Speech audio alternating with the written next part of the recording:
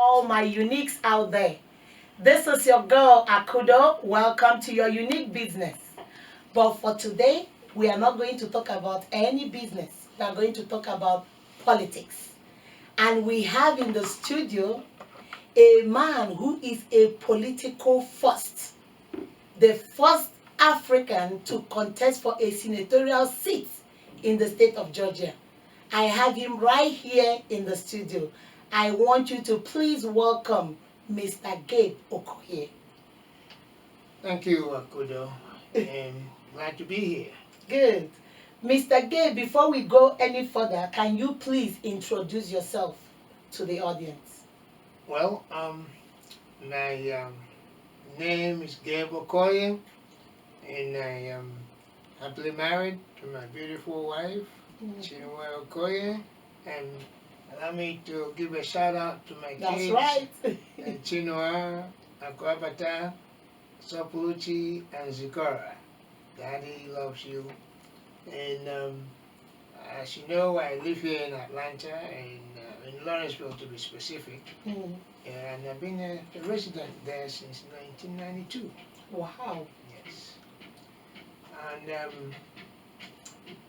I am Nigerian to begin with. Okay. And but I'm also an American citizen. That's right. Can you give us a little background educationally? You know, your background educationally. Yes, yes. I am an engineer. Okay. I have what we call professional license in Okay. engineering. And I've been an engineer for a little over 30 years now. Whoa. Whoa. All right. Now let's jump into politics. This political ambition, this passion you have about politics, where did it come from? Well, frankly, my friends would tell me that I've been a politician all my All life. your life. I don't know that to be the case, but that's what they say. Because back in high school, you know what we call senior prefect. Senior prefect, yes, back at home, yeah. I wasn't that material, but I became one. Wow. You know, when In your high school? in my high school. Wow. Yes.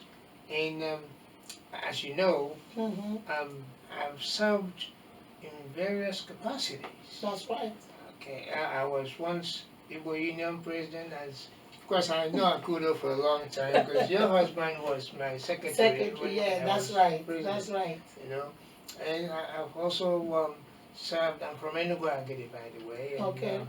I was the first national president of my town. Wow. And when we had the Nigerian League in Atlanta, I was the president. And of course, I served as the chairman of Nigerians in diaspora for the two continents of America, starting from Brazil all the way to... Whoa.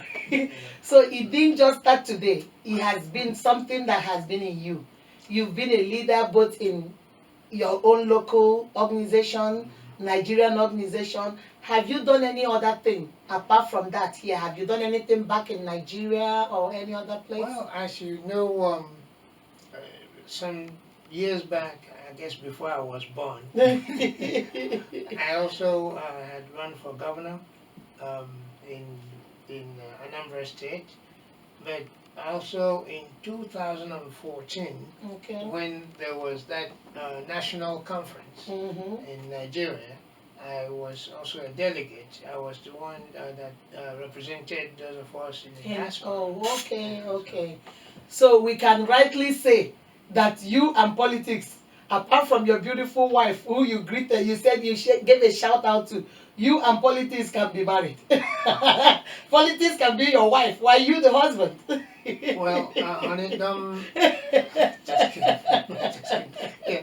Well, what it is I actually don't consider myself a politician. Okay. I see myself as a concerned citizen. Citizen, okay. Because when I don't like something, I don't dwell on complaints. Complaining, okay. I take action. Action. Yes. Okay. So we can say that for you to be a good leader, you have to be a good follower. Very true. So from what you're saying, you are not just a leader, you are also a good follower. Simple. That's right. So, guys, I don't know how many of you out there are interested in politics. You don't wake up in the morning and decide you're going to run for office. You have to have a record, something to show what you have done. Currently, right now, Mr. Gabe, what are you currently doing in politics?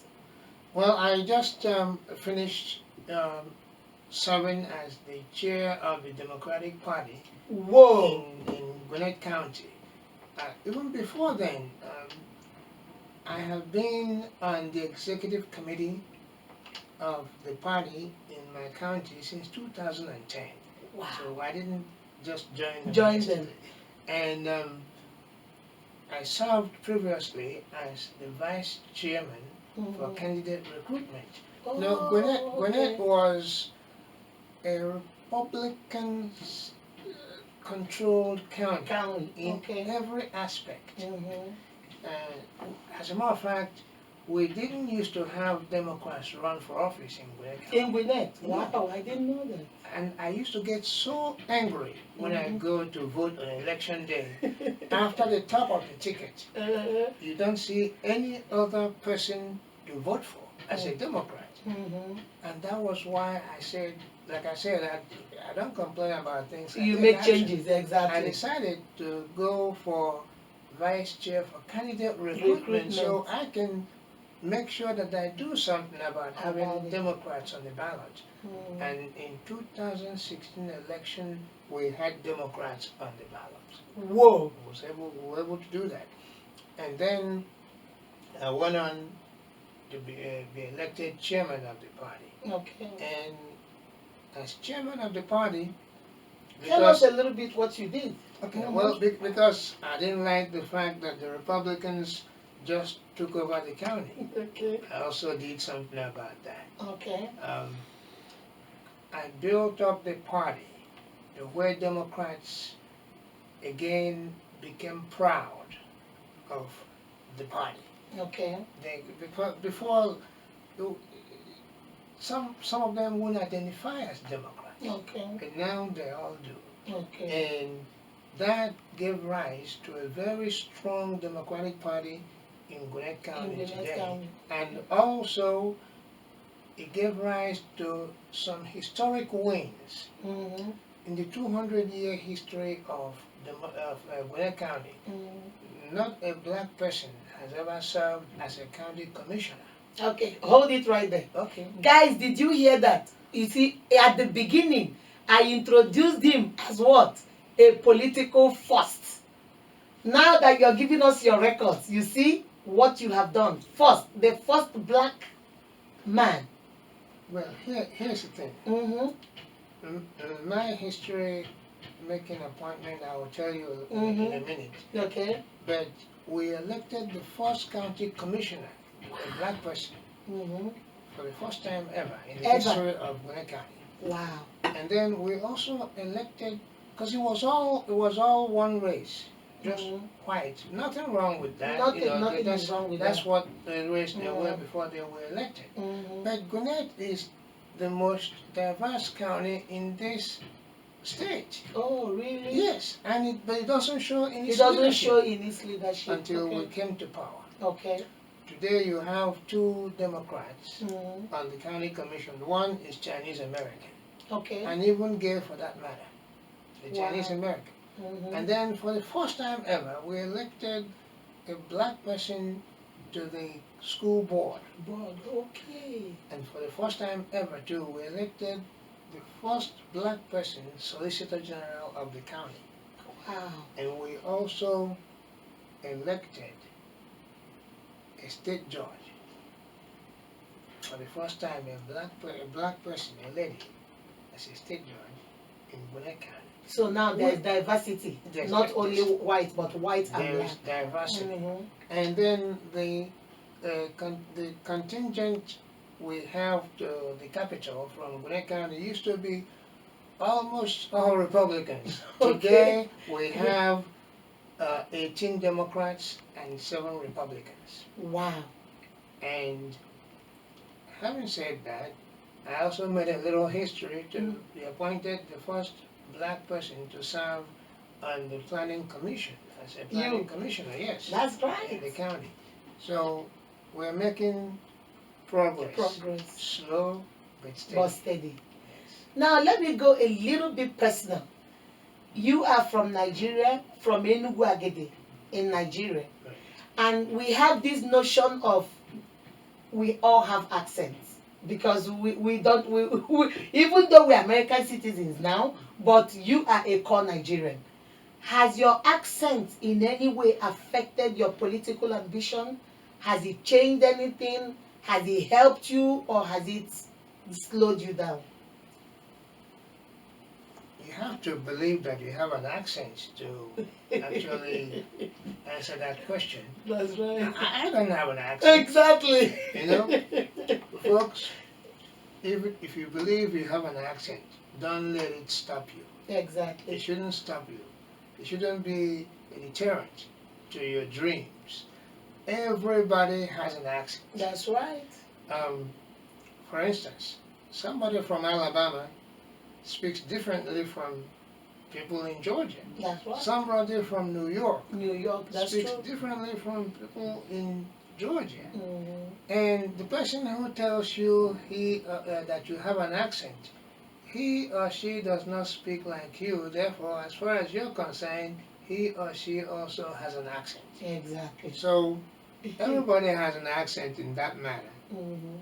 It must not stop you. I was surprised when the news broke that I won the chairmanship of the party in Gwinnett. Yeah. I got so many calls from my friends. But how did you do it with your accent? You know, and I'm like, what do you mean? Because you don't believe you have an accent. You know, the important thing is you must speak so that people can hear understand and you. understand That's you. right. And if you have to slow it down just a little, there's nothing wrong with that. It, yeah. Once people can understand what you're talking about or what you're saying, speak with any accent you want. That is fine. And guys, I wanted to add something to what he said. And this has been like a hindrance for most Africans. And not only Africans, some other people too. We always have this feeling that we have an accent. So I am not going to get into politics. They won't hear me. They will hear you. Mr. Gabe Okoye is a living witness, is an example of what he has done, even with the so-called accent. Go for your dream. Don't let nothing stop you. Go for your dream. If you are interested in politics, go. We can't always be at the corridors of power waiting to make change. We have to be at the bedroom of power because that's where the decisions are made. And a friend of mine used to say that if you are not at the table, you will be on the menu. Exactly. And when you're on the menu, they eat you. They'll eat you up.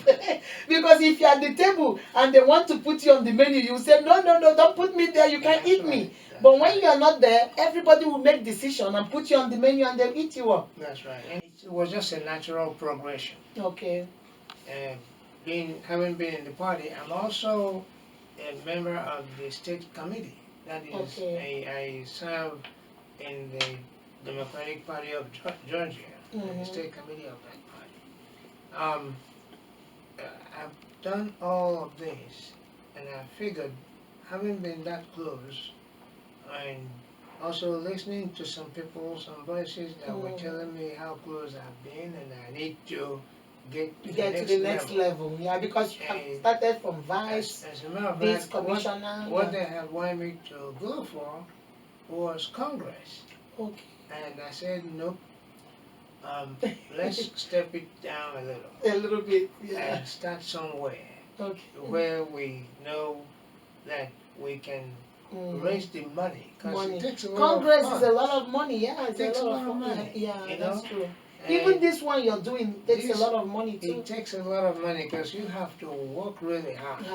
It's not going to be easy because you have to convince people that have not known you that you, who is an immigrant, can do a good job. Can do a good job. That's true. That's the most important thing. Yes. So if it's costing others $1,000, for example, it's going to cost you 3 times that. Because not only are you contesting, you have to prove to them that you, an immigrant, like you said, can come over here and make a change. They need to believe that. And it is important Mhm. that you show, because if you can demonstrate competence, That's right. that makes it a lot easier. For them. And thankfully, I think the record that we carry into this race, Mhm. you know, that's why if you see on some of my literature, you will see experience you can count You can on. count on, because we have seen what you have done already. That is correct. Mhm. Okay, so we're running for state senate, and we'll need every one of you that can vote in the 9th district to please come out and vote. There's a primary. It will be on May 19th. And of course, in the 2020. yes, 2020. All right. And you can volunteer to help with the campaign. But most importantly, if you can go on the website, www.voteforgabe.com. Gabe.com. You can take a poll and you can also donate to the campaign. www.voteforgabe.com. That's what it would take. Guys, I hope you heard him. He needs all the money he can get for this race. He's on May the 19th, 2020. If you want to contribute, you want to donate to help him, www.voteforgabe.com is on the flyer, voteforgabe.com, so you can help him out. We need to hear everybody's voice. We need diversity is the key, because everybody is coming with something, and when everybody is given a chance, then everything will come together. So before we go another further, before I open up the lines for people to call, we have had what you have done in the past. We have had what you have done in Gwinnett. We have had what you're running for. Can you now tell us what are your plans? Let's say the vote is here, you won. What are you going to do for the 9th district? Well, I guess what you're asking is my platform. Your platform. Okay. Well, let me put it this way. I have my personal beliefs. Okay. But I also want to use my race to correct something that people, in my opinion, have been doing wrong when they run for office. Okay. They will come in and tell you what they are running for. Thereby, they are imposing their own personal beliefs on you. Okay. But who is really the boss? The voters The are voters the boss. are, you're right. So You're right. if you listen to me before, I said if you go to my website, you'll be able to take a poll. That poll will ask you those questions to determine what are important to you, what issues are important to you. Once we analyze those polls and get the opinions and narrow down the issues that are important to the electorate, I will commit to fighting for every one of those issues. Okay, so the whatever the polls say, that's what is going to be your agenda. I will commit to fighting for every one of them. And also, when I get to the Senate, I will bring pending bills, call a district-wide meeting, explain the bills, and also have people from the district take a vote. Okay. However you vote, that is how I will vote on the floor of the Senate. Okay. That way we will keep. So you want to get your people involved. Yes. You want it to be an involvement. It will be true representation. True representation. Because first of all, the issues I'm fighting for are the issues they tell me they want me to fight for. And how I vote is exactly how they want me to vote. So that is true representation. That's right. And that's my plan. Yeah, because what you said is so true. Because my husband will always say, my husband will tell you, before you help somebody, first of all, ask them where they need the help. Because you might be looking at somebody and saying, oh, he looks hungry, he needs food. Why the person doesn't need food? The person needs a job. That's Or so correct. my husband will always tell you, ask them first so you will know what they need. So that's your approach. You want the people to tell you what they need, That's and then correct. you commit to it.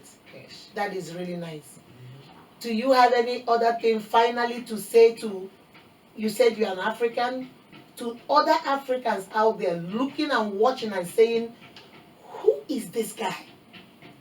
Who? I can't do this.